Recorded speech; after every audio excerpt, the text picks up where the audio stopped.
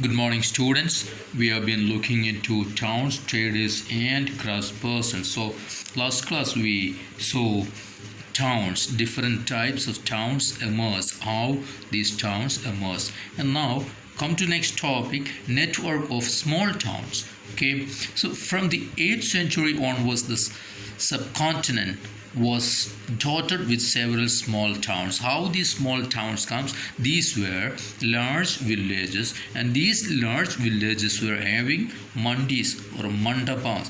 That means the marketplace. Okay, so what happened? The nearby villagers or the people from other villages came to this village, the large village, to sell their produce and buy other items from this market. Okay, and there was market streets called hata or hath, that is lined with shops. Okay, so there were streets for different kinds of artisans. For example, potters, oil pressers, sugar makers, and toddy makers, maize, stone masons, etc. All these kinds of artisans also were having their work in separate streets. Okay, while some traders lived in the town, others traveled from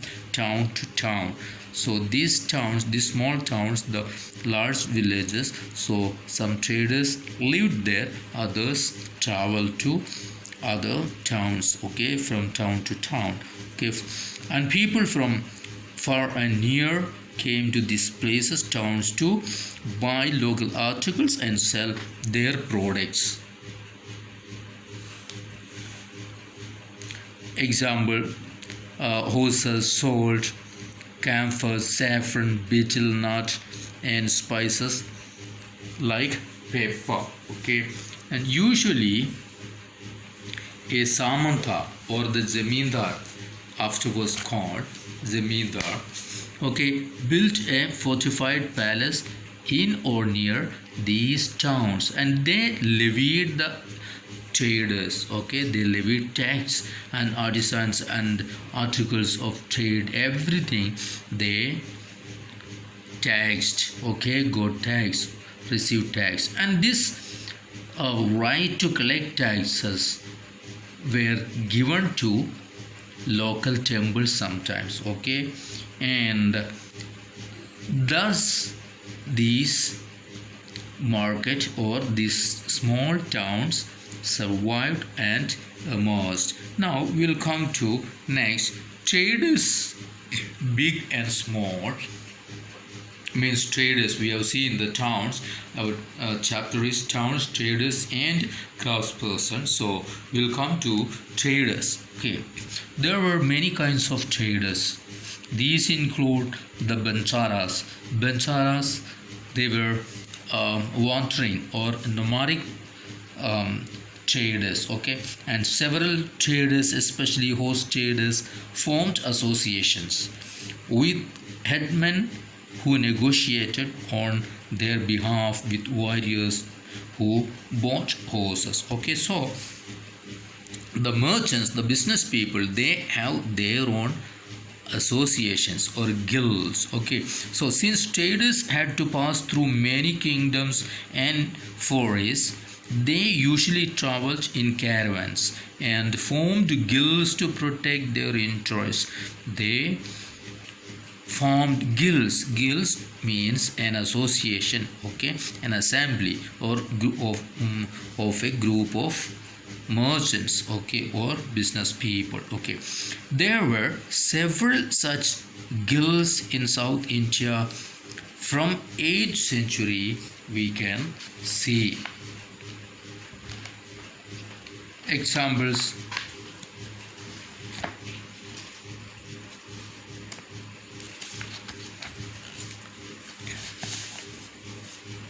These were some of them are Manigramam and Nanadeshi.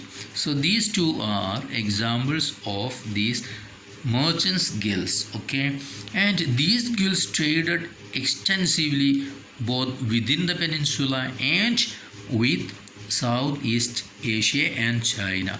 Okay, so we have seen that these merchants, they did their business in groups. Okay, so there were also some communities like Chettiars and Marwadi Oswald. Okay, Chettiars are people community from South India, and the Marwadi Oswald from Rajasthan or Gujarat, this area. Okay, and they also did business. How? See, they became principal trading groups in the country. Gujarati traders, including the communities of Hindu Baniyas and Muslim Boras. These two were Gujarati traders, business communities. Okay, and they traded which places, the ports of the Red Sea, Persian Gulf, East Africa, Southeast Asia and China. These people traded with these countries, or people or traders of these countries, these places. They sold textiles and spices in these ports, and in exchange they bought gold and ivory from Africa, and spices, tin, Chinese blue pottery and silver from Southeast Asia and China. Okay, so they had the business with these Africa and Southeast Asia and China. These are the places or countries with whom they did business or trade.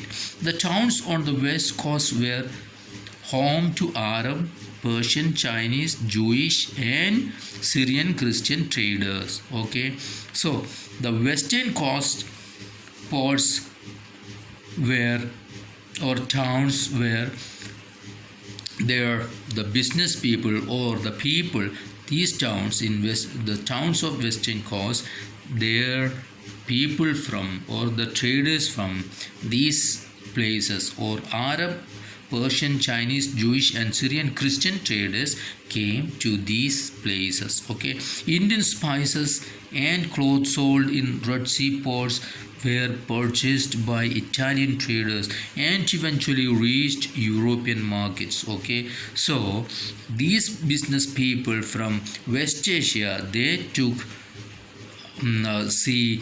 things produce of, or the materials from India, and they sold in Red Sea ports, and from there these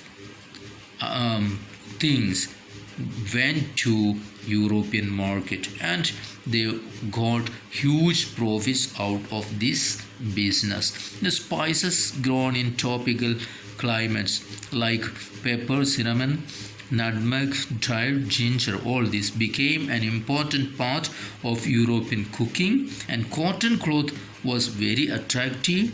Okay, so these Indian materials were too much attractive and popular in European market, or the among European people. This eventually drew European traders to India. So European traders came to India for business. Okay, now that's it. One more topic we will look today: crafts in towns. What are the crafts in towns? See, the craftspersons of Bidar were so famed for their inlay work in copper and silver.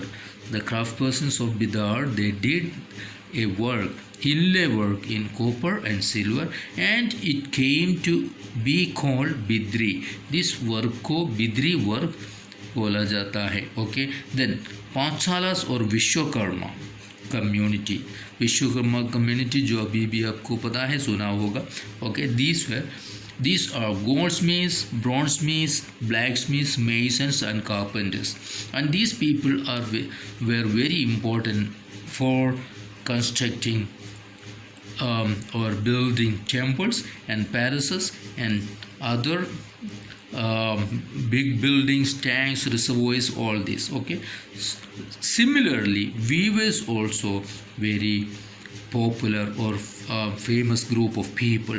Weavers such as the Saliyar or Kaikolars emerged as prosperous communities, okay, making donations to temples.